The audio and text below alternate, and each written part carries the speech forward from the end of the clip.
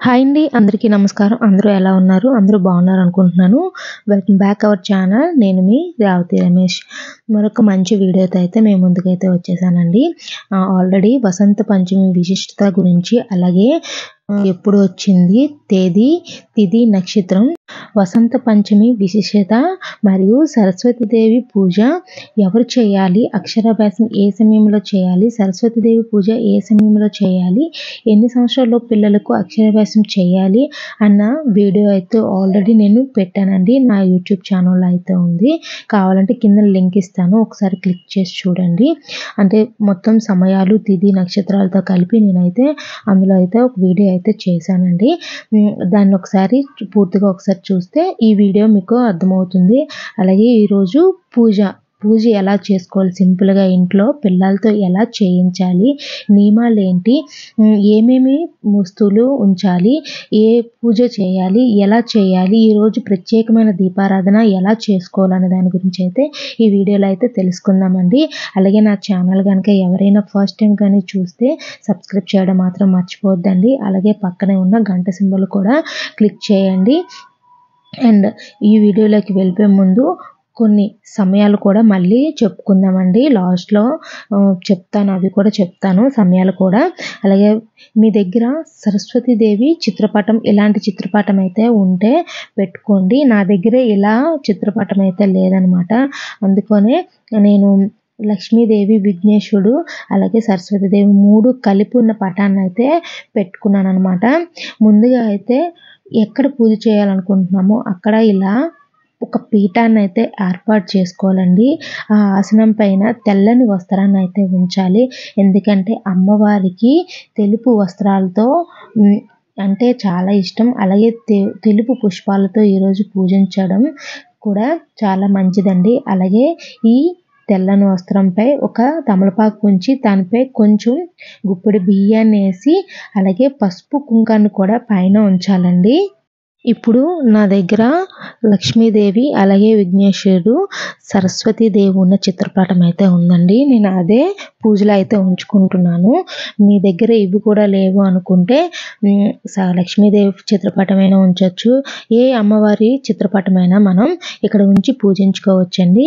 ఇంకొక విషయం అండి, చాలామందికి తెలిసిన విషయమే, ఇప్పుడు శ్యామలాదేవి నవరాత్రులు అనేవి జరుగుతున్నాయి. ఈ 9 రోజులు పీట వేసి పూజ చేసుకునే వాళ్ళు ఎక్కడైతే పీట వేశారో ఆ పూజ చేస్తున్నారో శ్యామలాదేవిని, ఆ అమ్మవారు కూడా సాక్షాత్తు సరస్వతీదేవి రూపంలో ఉంటారు. కాబట్టి ఆ పీట వద్దే మీరు ఈ సరస్వతీదేవి పూజను అనేది చేసుకోవచ్చండి. అలాగే ఇక్కడ నా దగ్గర ఆ అమ్మవారి వాహనమైన అంశ అయితే లేదండి. అందుకే నేను తెల్ల ఐరావతాలు అయితే 2 తెచ్చి పెట్టుకున్నాను. అలాగే అమ్మవారికి పసుపు కుంకాన్ని అయితే అమ్మవారికి దగ్గర అయితే పటం దగ్గర అయితే పెట్టాను. అలాగే అమ్మవారికి ఎంతో ఇష్టమైన నెమలి పించాలతో అయితే నేను ఇలా డెకరేట్ చేసుకుంటున్నానండి. ఇక్కడ నా దగ్గర ఆల్రెడీ గణేష్ పటంలో ఉన్నా కూడా విడిగా స్వామివారికి మనం పూజించుకోవాలి కాబట్టి నా దగ్గర ఒక చిన్న విగ్రహం అయితే ఉందండి. నేను దాన్ని పెట్టుకున్నాను. మీ దగ్గర లేకపోతే పసుపు వినాయకుడిని అయినా చేసి ఈ చిత్రపటం దగ్గర పెట్టి పూజన అయితే చేసుకోవాలండి. ముందుగా అయితే ఆది గణపతికి అయితే ముందు పూజన అనేది చేసుకోవాలి. అలాగే పంచపాత్రతో నీళ్ళైతే కంపల్సరిగా ఉండాలండి. పంచపాత్రతో నీళ్ళు ముఖ్యంగా పెట్టుకోవాలి. అలాగే అందులో చిటికెడు పచ్చకర్పూరం వేసి 2 తులసి ఆకులు వేసి అక్కడ పంచపాత్రలో నీళ్ళైతే ఉంచుకోవాలి. ఇక్కడ నేను చిత్రపటం ముందు ఒక ఇత్తడి పళ్ళాన్ని తీసుకున్నానండి. నా దగ్గర కమల పువ్వు లాంటి ఒక బౌల్ అయితే ఉంది. అందులో తెల్లని బియ్యం పైన నాకు బాసరా నుంచి కొన్ని పసుపు బియ్యం అయితే వచ్చాయండి. ఆ బియ్యాన్ని కూడా తన పైన వేసి పసుపు కుంకుమ వేసి పెట్టుకున్నానండి. దానిపై ఒక తమలపాకు పెట్టి నా దగ్గర ఒక చిన్న సరస్వతీదేవి విగ్రహం అయితే ఉందండి. మీరు కావాలంటే అమ్మవారికి పాలు, తేనె, నెయ్యి, పసుపు, కుంకుమ, గంధంతో అభిషేకం కూడా చేసుకోవచ్చండి. నేను ఇక్కడ అభిషేకం చేయట్లేదు. అమ్మవారికి కుంకుమ పూజ ఈరోజు చేయాలనుకుంటున్నాను. కుంకుమ పూజ చేస్తే చాలా మంచిది. అందుకే నేను ఒక అమ్మవారి ముందు ఒక తమలపాకునైతే ఉంచాను అనమాట. మీరు కావాలంటే అభిషేకమైనా చేసుకోవచ్చు, లేదంటే కుంకుమ పూజైనా చేసుకోవచ్చు. 2 కూడా చేసుకోవచ్చనమాట. రెండిట్లో ఏది చేసినా శుభ ఫలితాన్నయితే ఇస్తుందండి. అలాగే ఇక్కడ నిత్య దీపారాధన కోసం 2 ప్లేట్లు, 2 కుందులనైతే ఉంచుకున్నాను. ఇలా కుందులు ప్లేట్లు లేకపోతే తమలపాకులైనా ఉంచుకోవచ్చండి. ఇక్కడ మరో తమలపాకునేసాను కదండీ! ఇది చాలా ఇంపార్టెంట్. దీపారాధన కోసమైతే నేను అక్కడ ఉంచాను. 2 ప్రమిదలు తీసుకొని ఇలా ప్రమిదలకి పసుపు, కుంకాన్ని బొట్లయితే అమర్చాలండి. రెండిట్లో పెట్టట్లేదు దీపం అండి. ఒకే దాంట్లో అంటే 2 ప్రమిదల్ని ఒకదానిపై ఒకటి ఉంచి మనం అనేది దీపారాధన అనేది చేసుకుంటామండి ఇక్కడ. ఈ దీపాన్ని సరస్వతి దీపం అని అంటారండి. ఎందుకంటే సర్వ విద్యలకు ఆధారమైన వాగ్దేవి కనుక.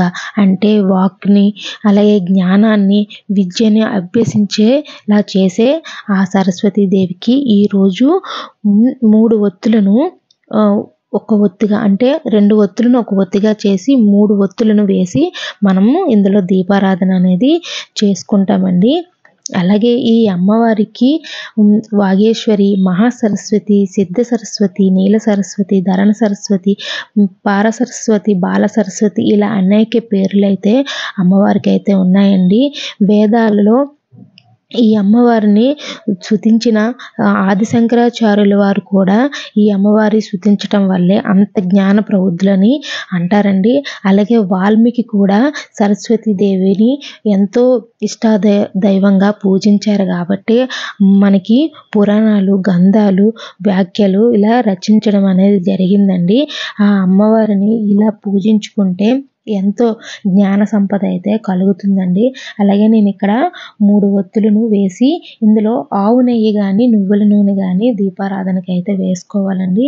నాకు ఆవు నెయ్యి ఉంది కానీ వాడింది ఉంది. అందుకని నేను ఆవు నెయ్యి వేయకుండా నువ్వుల నూనెనే వేసుకున్నాను అనమాట. ఇలా వేసుకున్న తర్వాత ఇక్కడ పిల్లలకి పూజ చేయిస్తే చాలా మంచిదండి. అసలు కుంకుమ పూజ, అభిషేకం కానీ మన ఇంట్లో ఉన్న పిల్లలతో ఎంత చదువుకున్న పిల్లలైనా సరే, చదివిన పిల్లలు ఉంటారు కదండి, వాళ్ళతో ఈ పూజను చేయిస్తే చాలా మంచిదనమాట. మా అబ్బాయివి కొత్త స్కెచ్ పెన్సిల్స్ అనమాట. పూజలో పెట్టమని గోల చేశాడు, అందుకోసమని పెట్టాను. కొన్ని పెన్స్ పెన్స్ బయట పేదవాళ్ళకి ఇద్దామని చెప్పి నేనైతే ఇక్కడ ఉంచానండి. మీ దగ్గర కూడా ఉంటే, మీ దగ్గర తట్టుకోగలము, కొనగలము, పంచగలము అన్న శక్తి మీకుంటే కొన్ని పుస్తకాలను, కొన్ని పెన్నులు, పెన్సిల్స్, పలకలు కానీ ఏవైనా సరే పేద పిల్లలకైతే మీ పిల్లలతో పంచితే ఈరోజు చాలా మంచి అయితే జరుగుతుందండి. అవి కూడా ఏవైనా మీ దగ్గర ఏమున్నా సరే వస్తువులు ఏవైనా సరే, సంగీతానికి కానీ, నృత్యానికి కానీ, చదువుకు సంబంధించినవి కానీ ఉన్నా కూడా ఈరోజు పూజలో పెట్టి కుంకుమ పూజనైతే చేసుకోవాలండి. అలాగే ఇక్కడ మొత్తం అన్ని సిద్ధం చేసిన తర్వాత అమ్మకి ఇష్టమైన తెల్లని పుష్పాలతో అయితే నేను అలంకరించుకుంటున్నానండి. ఈ పూజ ఎప్పుడు చేయాలి అంటే స్వస్తి శ్రీ చాందమాన శ్రీ కోదినామ సంవత్సరం ఉత్తరాయణం మాఘమాసం శిశిర ఋతువు శుక్లపక్షం నాడండి. పంచమి తిథి వచ్చేసి 2వ తారీఖు ఫిబ్రవరి 2025 ఆదివారం మధ్యాహ్నం 12:30 నుంచి 3వ తారీఖు ఫిబ్రవరి 2025 సోమవారం ఉదయం 10:15 వరకు అయితే ఉంటుందండి. మీరే కాదు ఎవరైనా సరే మనం ఉదయం టైం అంటే సూర్యోదయం వచ్చే పండగలు మనం జరుపుకుంటాం. సూర్యోదయం వచ్చే తిథిని, నక్షత్రాన్ని బట్టి అయితే మనం పండగ అనేది చేసుకుంటాం. కాబట్టి ఫిబ్రవరి 3, 2025 సోమవారం నాడైతే ఈ పూజనైతే మనం చేసుకోవాలండి. ఆ పూజ సమయం కూడా వచ్చేసి ఉదయం 3:30 నుంచి 10:30 లోపు అయితే ఈ పూజనైతే చేసుకోవచ్చండి. చిన్నపిల్లలతో ఈ పూజను చేస్తే ఇంకా మంచిది. అలాగే అక్షరాభ్యాసం సమయం వచ్చేసి ఏమి ఉండదండి. ఈరోజు మొత్తం కూడా అక్షరాభ్యాసంకి టైం అయితే ఉంటుందండి. ఉదయం నుంచి సాయంత్రం వరకు అయితే అక్షరాభ్యాసం అనేది చిన్నపిల్లలతో చేయించవచ్చు.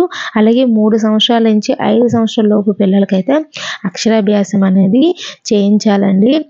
అలాగే ఈరోజు పూజకి చేసుకునే వాళ్ళు మళ్ళీ ఎప్పుడు చేసుకోవాలి అంటే పంచమి సప్తమి తిథుల్లో కానీ సరస్వతి జన్మ నక్షత్రం రోజు కానీ పూజనైతే చేసుకోవాలండి. అమ్మ కరుణా కటాక్షం పుష్కలంగా అయితే లభిస్తుంది. అహింసకు అధినాయకి సరస్వతి దేవేనండి. సరం అంటే కాంతి, అంటే కాంతిలు వెదజల్లే ఈ దేవిని అహింస నుంచి అయితే విరుద్ధంగా ఉంటుందండి. ఈ అహింసామూర్తి తెల్లని పద్మములో ఆసీనురాలై వీణ, పుస్తకం, జపమాల, అభయముద్రను ధరించి ఉంటుందండి. అహింసామూర్తి కనుకనే ఈ తల్లి చేతిలో ఎటువంటి ఆయుధాలు ఉండవండి. జ్ఞానకాంతిని పొందిన వారికి ఆయుధాల అవసరం ఏమీ ఉండదని ఈ ఒక ఉద్దేశం అండి. ఈ ఒక అమ్మవారి ఉన్న విధానం అన్నమాట. అలాగే ఇప్పుడు ముందుగా అయితే దీపారాధన అనేది చేసుకోవాలండి. మనం నిత్య దీపారాధనకి పెట్టుకున్న ఒత్తులను అయితే ముందుగా అయితే వెలిగించుకోవాలండి. నేను ఇక్కడ ఏకవత్తుతో అయితే వెలిగించుకుంటున్నాను. దాని తర్వాతే సరస్వతి దీపాన్ని అయితే వెలిగిస్తున్నానండి. మీరు ఎన్ని కావాలంటే ఈ రెండే కాదండి, మీరు ఎన్ని కావాలనుకుంటే అన్ని దీపాలను అయితే వెలిగించుకోవచ్చు. కానీ ఈ దీపం అయితే పెట్టుకోవాలండి. సరస్వతి దీపాన్ని అయితే పెట్టుకోవాలి. మీకు నచ్చిన దీపాలను తర్వాత మీరు పెట్టుకోవచ్చు. అలాగే ఈరోజు ప్రత్యేకమైన ఒక పిండి దీపాన్ని అయితే పెడతారండి. అది కూడా చెప్తాను. ఏంటి అంటే అది మినపప్పుని నానబెట్టి ముద్ద చేసి దీపంగా అయితే వేసి పువ్వు ఒత్తి వేసి దీపారాధన అనేది కూడా చేసుకుంటారండి. అలాగే ఇక్కడ నేను ముందుగా అయితే విఘ్నేశ్వరునికి పూజ చేసుకున్న తర్వాత ఈ పూజ స్వామివారికి ముందు పూజ చేయించిన తర్వాత పిల్లలతో అయినా మీరైనా సరే ముందుగా అయితే స్వామివారికి పూజ చేసి స్వామివారికి అటుకులు కానీ బెల్లం కానీ పరమాన్నం కానీ నైవేద్యాన్ని అయితే నివేదించండి. నేను ఇక్కడ బెల్లాన్ని అయితే స్వామివారికి అయితే నివేదిస్తున్నాను. అలాగే ఇప్పుడు మీ దగ్గర అఖిల దేవత అష్టోత్తర శతనామావళి బుక్ ఉంటే అందులో అన్ని అష్టోత్తరాలు అయితే ఉంటాయండి. మొత్తం సమస్త దేవతామూర్తులు అన్నీ కూడా అందులోనైతే దొరుకుతాయి అన్నమాట. ఇందులో కూడా సరస్వతి ముందుగా అయితే విఘ్నేశ్వర నామాలు, తర్వాత నేను సరస్వతి దేవి అష్టోత్తర శతనామావళి చెప్తూ కుంకుమ పూజనైతే చేసుకున్నానండి. ఈ రోజున పిల్లలతో ఈ కుంకుమ పూజ చేస్తే చాలా మంచిది కదండి. లేదు ఈ కుంకుమ పూజ ఈరోజు వీలు కాలేదన్న వాళ్ళు అమ్మవారి నక్షత్రాన్ని బట్టి మనం పూజనైతే చేసుకుంటానని చెప్పాను కదా. అలాగే మన నవరాత్రుల్లో కూడా అమ్మ సరస్వతి స్వరూపాన్ని అయితే అప్పుడు కూడా పిల్లలతో అయితే ఈ పూజను అనేది చేయించుకోండి. ఎప్పుడైనా సరే ఎప్పుడు వీలున్నా సరే ఈ పూజను అనేది పిల్లలతో చేయిస్తే చాలా మంచిదండి. పిల్లలకి విద్యా బుద్ధి మనం మాట్లాడాలన్న ఆ తల్లి యొక్క ఇది ఉండాలండి. కృపా కటాక్షం అయితే ఉండాలి. ఎందుకంటే అమ్మ పలికిస్తేనే మనం పలకగలము, లేదు అనుకుంటే మనం వాయిస్ కూడా ఇవ్వలేమన్నమాట. అలా ఉంటుంది. అందుకే పిల్లలతో సంవత్సరంలో ఒక్కసారైనా ఈ పూజనైతే పిల్లలతో అయితే చేయించండి.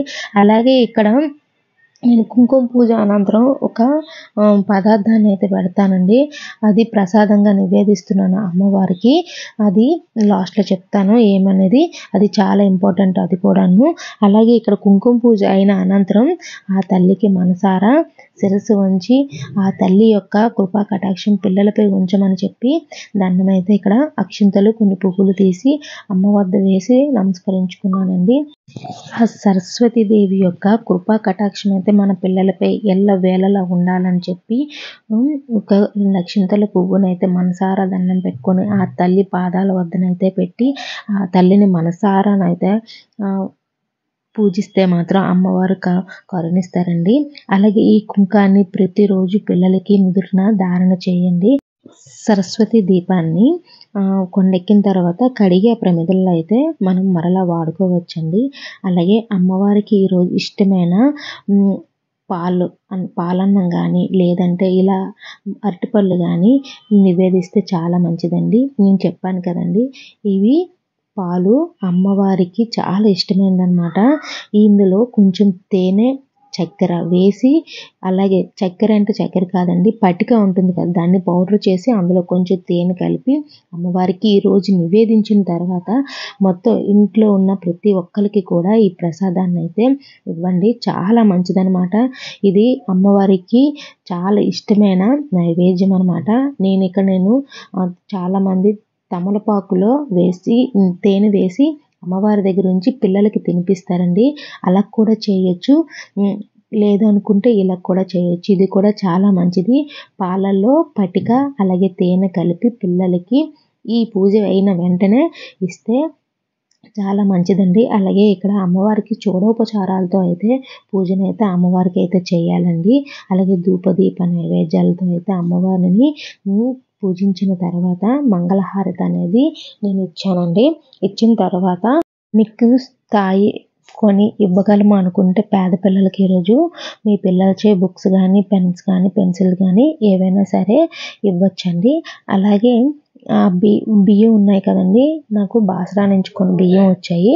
అవి ఇవి ఒక పాలన్నాన్ని అయితే తయారు చేసి మా పిల్లలకి అలాగే బయట ప్రసాదంగా ఇద్దామని చెప్పి ఉంచాను. మీరు కూడా ఇలా బియ్యం అయితే వేస్తే పిల్లలకి పాలన్నం చేసి పిల్లలకైతే ఇవ్వండి, చాలా మంచిది. అలాగే ఈ అరటిపళ్ళు ఇవి ఉన్నాయి కదండి ప్రసాదం, అది కూడా ఇంట్లో వాళ్ళకి ఇచ్చి బయటను కూడా పంచితే చాలా మంచిది. ఈరోజు వీలు కాని వాళ్ళు మళ్ళీ అమ్మవారి నక్షత్రం రోజునైతే పూజనైతే చేసుకోవచ్చు.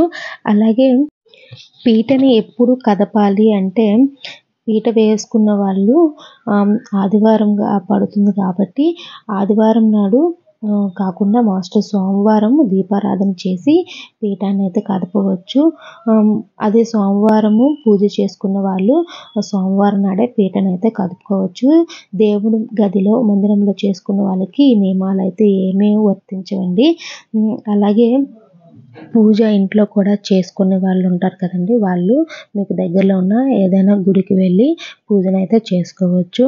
అలాగే పిల్లలతో ఈరోజు పూజ కానీ చేయిస్తే వాళ్ళకి ఈరోజు నీసు అనేది పెట్టకండి. ఎందుకంటే అసలు నీసు అనేది పిల్లలకి ఎక్కువగా పెట్టకూడదు. మనకు తెలిసిందే ఎందుకనేది. అలాగే మీరు చేసి ఉంటే మీరు కూడా ఈరోజు అనేది నాన్ వెజ్ తినకుండా ఉంటే చాలా మంచిదండి. అలాగే అందరికీ కూడా ఇంటిల్లి పాదికి కూడా మంచి జరగాలని కోరుకుంటూ నా ఛానల్ కనుక ఎవరైనా ఫస్ట్ టైం చూస్తే సబ్స్క్రైబ్ చేయడం మాత్రం మర్చిపోవద్దండి. అలాగే పక్కనున్న గంట సింబల్ కూడా క్లిక్ చేయండి. అలాగే లైక్ చేయండి, షేర్ చేయండి, కామెంట్ చేయండి, సబ్స్క్రైబ్ చేయడం మాత్రం మర్చిపోవద్దు. అలాగే బాసరా గురించి ఏమైనా తెలుసుకోవాలనుకుంటే కిందన డిస్క్రిప్షన్లో లింక్ అయితే ఇస్తాను, దాన్ని కూడా ఒకసారి క్లిక్ చేసి చూడండి.